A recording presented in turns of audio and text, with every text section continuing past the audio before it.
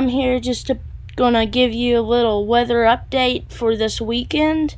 So right now the models are showing a possible winter storm this weekend hitting the Carolinas and Georgia and possibly Florida, and then becoming a nor'easter and coming up the coast.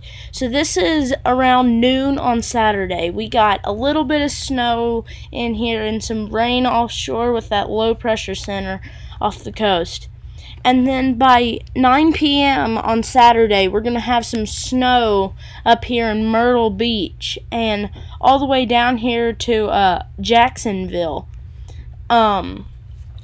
Now, it kind of the GFS is showing it basically moving off completely, and it's going to be too far east for anybody up the coast to get anything.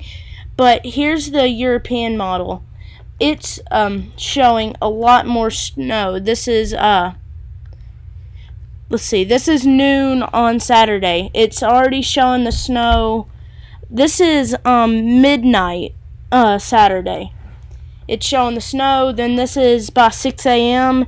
Then this is noon. Then this is 6 p.m. Then this is midnight on Sunday. So we'll have a good amount of snow with a little bit of sleet out on the ocean.